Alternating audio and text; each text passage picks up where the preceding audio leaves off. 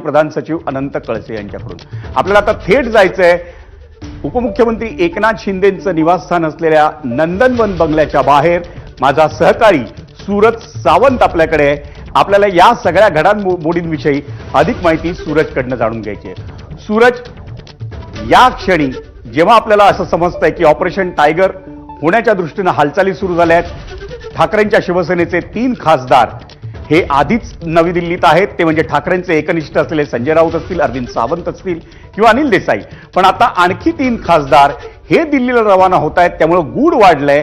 आणखी बाब महत्वाची म्हणजे ती समजते ती म्हणजे एकनाथ शिंदे हे देखील दिल्लीला रवाना झाल्याची बातमी आपल्याला समजली। काय सविस्तर माहिती या सगळ्या संदर्भात? विजयजी, 9-9:30 पर्यंत एकनाथ शिंदे हे त्यांच्या शासकीय निवासस्थान नंदनवन याच ठिकाणी असल्याचं कळत होतं। मात्र 9:30 नंतर उदय सामंत यांच्यासोबत झालेल्या बैठकीनंतर एकनाथ शिंदे हे दिल्लीला गेल्याचं कळत आहे। त्यामुळे एकूणच ऑपरेशन टायगरला सुरुवात झालेली आहे हे देखील म्हणावं लागेल। खरं तर ऑपरेशन टायगरची जी चर्चा होती ही गेल्या अनेक दिवसांपासून सुरू होती।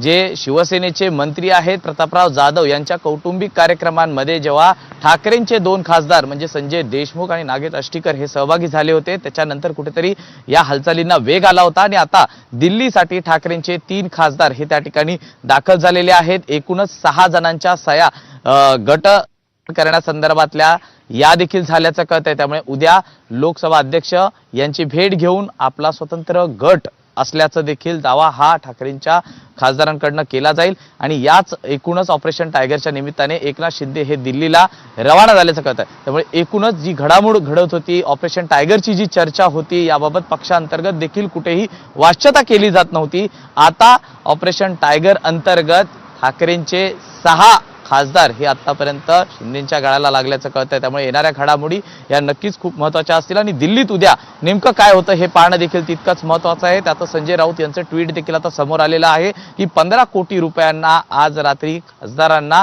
ॲडव्हान्स म्हणून दिले जाणार आहेत। त्यामुळे एकूणच अनेकांच्या भुवया उंचावणार आहेत।